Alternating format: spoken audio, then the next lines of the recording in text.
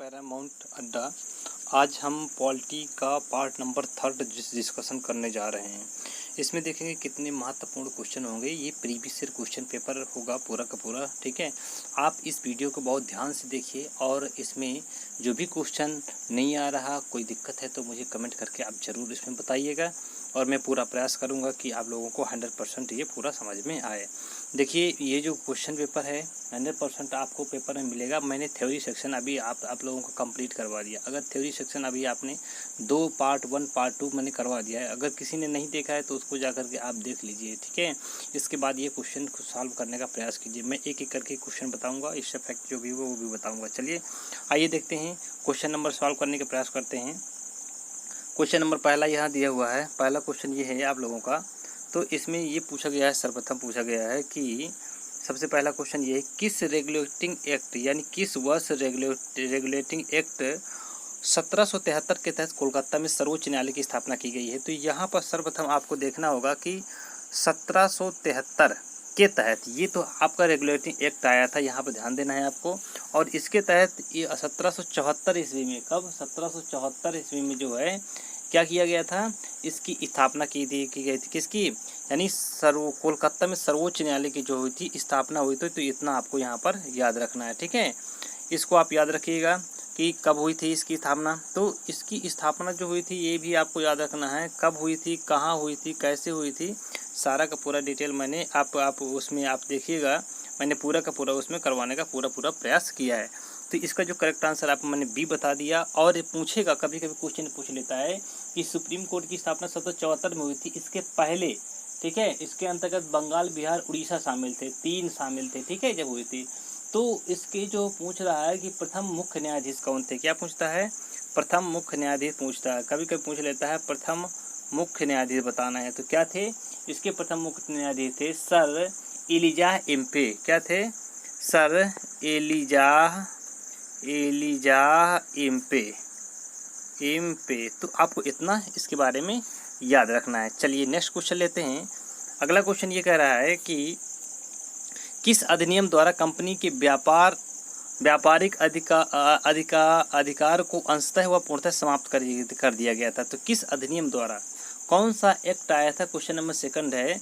ये आया था 1800, क्या होता है, 1813 और 1833 का चार्टर एक्ट जो आया था, उसके तहत जो है कंपनी के जो व्यापारिक अधिकार को अंशतः या पूर्णतः यानी थोड़ा या पूरे रूप से उसको समाप्त कर दिया गया था, ठीक है। तो इतना आपको याद रखना पड़ेगा यहाँ पर, क्योंकि इसमें क्या होता, ईसाई मिशनरियों का भी आगमन हुआ था 1813 में हुआ था, ठीक है। तो शिक्षा के लिए भी 1 लाख रुपए खर्च किए गए थे। तो इसमें आपको ये चीज़ें पूरा का पूरा आपको याद रखना पड़ेगा।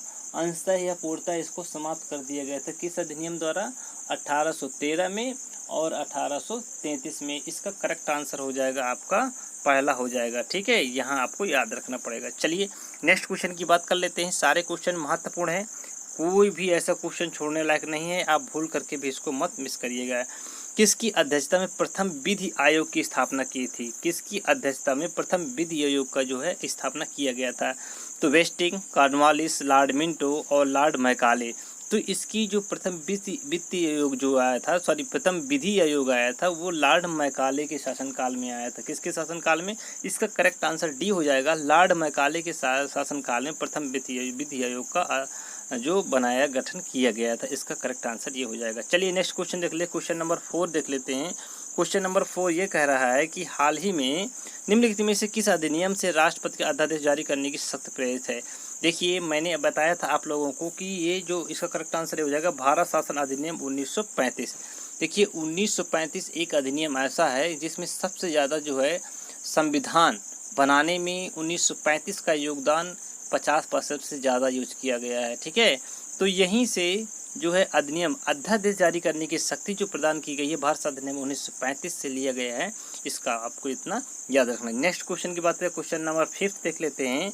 सरकारी सेवाओं में नामजदगी का सिद्धांत समाप्त कर कंपनी के महत्वपूर्ण पदों को, नामजदगी का जो सिद्धांत था उसको समाप्त करके महत्वपूर्ण पदों को प्रतियोगी परीक्षाओं के माध्यम से भरने की शक्ति किस अधिनियम द्वारा दी गई है। तो इसका जो करेक्ट आंसर हो जाएगा, क्या हो जाएगा, इसका जो करेक्ट आंसर हो जाएगा तो इसमें देखना है कि रेगुलेटिंग एक्ट जो आया था 1800, कौन आया था, 1853 का अधिनियम आया था। इसमें ये कहा गया था कि जितनी प्रतियोगी परीक्षाएं होंगी सिविल से लेकर के लो लेवल की जितनी भी होंगी, सारा का सारा जो है यानी प्रतियोगी परीक्षाओं के माध्यम से होगा। प्रतियोगी परीक्षाएं जो होंगी इसी के माध्यम से जो होगा इसका पद भरे जाएंगे। चलिए नेक्स्ट क्वेश्चन की बात करते हैं। क्वेश्चन नंबर 6 है, अप्रत्यक्ष चुनाव प्रणाली का प्रारंभ किस अधिनियम से माना जाता है।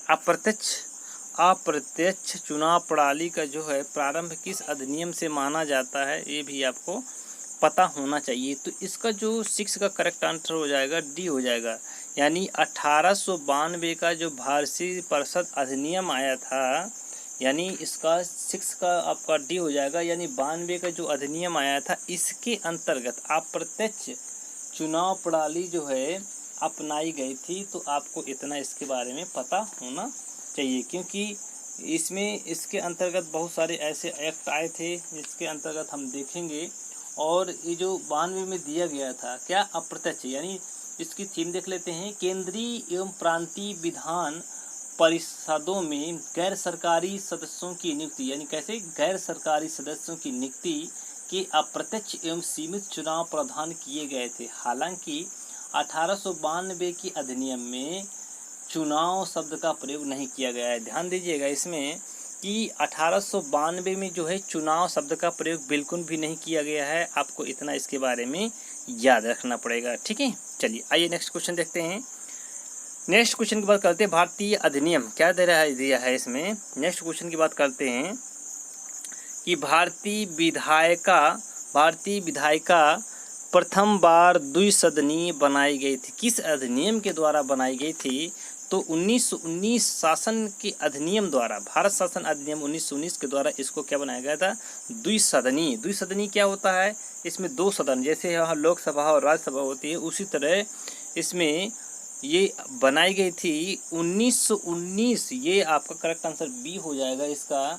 1919 का जो शासन अधिनियम आया था, केंद्र में द्विसदनीय विधायिका की स्थापना की गई थी। प्रथम राज्य परिषद और दूसरी केंद्रीय विधानसभा क्या थी, पहली थी राज्य परिषद तथा दूसरी केंद्रीय विधानसभा थी। इस तरह से ये करेक्ट आंसर इसका बी हो जाएगा। इस तरह आपको इसको याद रखना पड़ेगा। नेक्स्ट क्वेश्चन की चर्चा कर लेते हैं।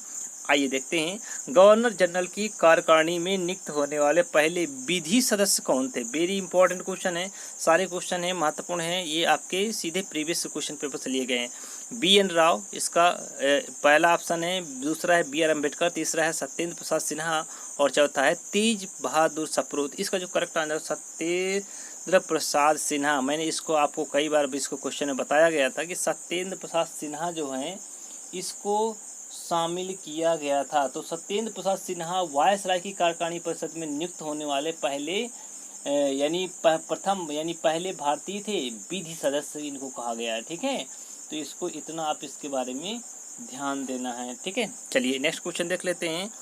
ये सारे question previous year question paper के हैं जो आप लोगों को बहुत ध्यान देने की इसमें ज़रूरत है, और ये पूरा का पूरा क्वेश्चन पेपर से आएगा। यहाँ से क्वेश्चन फंसना ही फंसना है, किसी भी हाल में देख लीजिए आप, ठीक है। चलिए आइए क्वेश्चन नंबर 9 की चर्चा कर लेते हैं। किस अधिनियम, क्या कह रहा है क्वेश्चन नंबर जो 9 है, 9 ये कह रहा है कि किस अधिनियम द्वारा केंद्रीय विधान परिषद में मुस्लिम वर्ग के लिए पृथक निर्वाचन की व्यवस्था की गई थी। किस अधिनियम द्वारा केंद्रीय विधान परिषद में, किसमें, केंद्रीय विधान परिषद में मुस्लिम वर्ग के लिए पृथक निर्वाचन की व्यवस्था की गई थी। तो क्वेश्चन नंबर आपका 9 का करेक्ट आंसर हो जाएगा बी। यानी जो 1909 के अधिनियम में, 1909 के भारतीय परिषद अधिनियम द्वारा इसमें ये व्यवस्था की गई थी। क्या व्यवस्था थी, इसमें ये व्यवस्था की गई थी कि जो अधिनियम बनेगा उसमें परिषद में, विधान परिषद में मुस्लिम वर्ग के लिए अलग से निर्वाचन की व्यवस्था की जाएगी। तो इसका करेक्ट आंसर आपका बी हो जाएगा, 1909 हो जाएगा। चलिए क्वेश्चन नेक्स्ट देखते हैं। क्वेश्चन नेक्स्ट ये क्वेश्चन ये है कि प्रांतों में द्वैध शासन के जनक किसे माना गया। प्रांतों में द्वैध शासक के जनक किसे माना गया है। तो इसका जो देखिए यहाँ पर मैकाले दिया हुआ है, हेस्टिंग दिया हुआ है, लॉर्ड मिंटो दिया है, लियोनेस कार्टिस। इसका करेक्ट आंसर डी हो जाएगा। क्या हो जाएगा, डी हो जाएगा। लियोनेस कार्टिस को जो है प्रांतों में द्वैत शासन, द्वैत शासन मतलब दोहरा शासन होगा। जैसे केंद्र में भी एक शासन होता है और राज्य में भी एक शासन, तो अलग अलग शासन हो गए। अगर एकहरी शासन की व्यवस्था हम करें तो जो केंद्र की जो राज्य की सत्ता है वो सीधे डायरेक्ट जा करके केंद्र में पहुंच जाती है, तो वो एकहरी हो जाएगी। द्वैत शासन हो गया, दोहरा शासन हो गया, तो इसलिए ये आपकी यहाँ पर हो गया। ठीक है, तो इस तरह से इसका करेक्ट आंसर आपका क्या हो जाएगा, करेक्ट आंसर आपका डी हो जाएगा। 10 नंबर का आपका करेक्ट आंसर डी हो जाएगा। चलिए नेक्स्ट क्वेश्चन की बात कर लेते हैं। नेक्स्ट क्वेश्चन 11 नंबर में क्या कह रहा है, आप लोगों को ध्यान देने की ज़रूरत है यहाँ पर, और आप कंसंट्रेशन हो जाइए। तो देखिए इसके हम बात कर लेते हैं। यहाँ पर जो हम देखेंगे कि जो नियंत्रण परिषद की स्थापना हुई थी, किसकी नियंत्रण परिषद की स्थापना हुई थी, तो ये पिट्स इंडिया अधिनियम आया था 1784 के अंतर्गत। कब, 1784। ये हो जाएगा सर्वोच्च न्यायालय रेगुलेटरी एक्ट के तहत जो है 1773 एक्ट आया था, लेकिन इसकी स्थापना कब हुई थी, 1774 में हुई थी। इंग्लिश मिशनरी की स्थापना जो हुई थी ये चार्टर एक्ट के अधिनियम 1813 में आया था। मिशनरी जो आए थे भारत में कार्य करने की शक्ति जो प्राप्त हुई थी, गवर्नर जनरल की परिषद में कानूनी सदस्य की शक्ति प्राप्त हुई थी 1833 प्राप्त हुई थी। इस तरह से इसका जो करेक्ट आंसर हो जाएगा आपका बी हो जाएगा। ध्यान देना है, बी का आंसर सही हो जाएगा। चलिए नेक्स्ट क्वेश्चन की बात कर लेते हैं।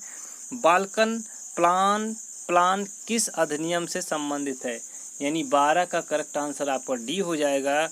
यानी इसका जो हो जाएगा डी ऑप्शन 1747 के भारतीय स्वतंत्रता अधिनियम के अंतर्गत 1747 में बाल्कन प्लान जो अधिनियम आया था इसके अंतर्गत आया था। चलिए अगला क्वेश्चन देख लेते हैं। सीमा आयोग क्या आया था, 13 का है। सीमा आयोग की अध्यक्षता किसने की थी, सर स्टेफोर्ड क्रिप्स ने, रेडक्लिफ ने और फॉरेंस से माउंटबेटन ने किसने की थी 13 का जो करेक्ट आंसर हो जाएगा आपका बी हो जाएगा, रेडक्लिफ ने की थी। सीमा आयोग यानी जब भारत पाकिस्तान का बंटवारा हुआ था तो उसके अंतर्गत रेडक्लिफ थे, उन्होंने इसको अलग किया था, उन्हीं के नाम पर इसको रख दिया गया था और अध्यक्षता उन्होंने ही किया था। चलिए नेक्स्ट क्वेश्चन की चर्चा कर लेते हैं। निम्नलिखित में से किस अधिनियम द्वारा भारतीयों को विधान परिषद में बजट पर बहस करने की शक्ति प्राप्त हुई। वेरी मोस्ट इंपॉर्टेंट क्वेश्चन है।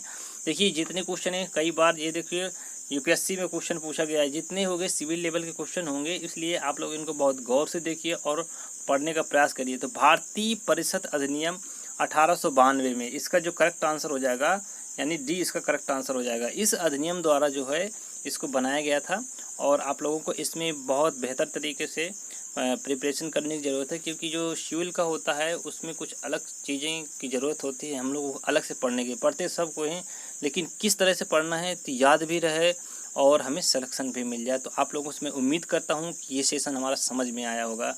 अगर ये सेशन समझ में आया तो लाइक करिए, शेयर करिए, और जिसने अभी तक इसको सब्सक्राइब नहीं किया है तो प्लीज़ इसको सब्सक्राइब कर लीजिए, ताकि समय पर मैं अगर आप कोई भी जो अपलोड करूं वीडियो तो आपको समय समय पर इसका नोटिफिकेशन आप तक पहुंचता रहे। तब तक के लिए धन्यवाद, नमस्कार, थैंक यू। नेक्स्ट वीडियो मिलते हैं, बाय बाय, टेक केयर।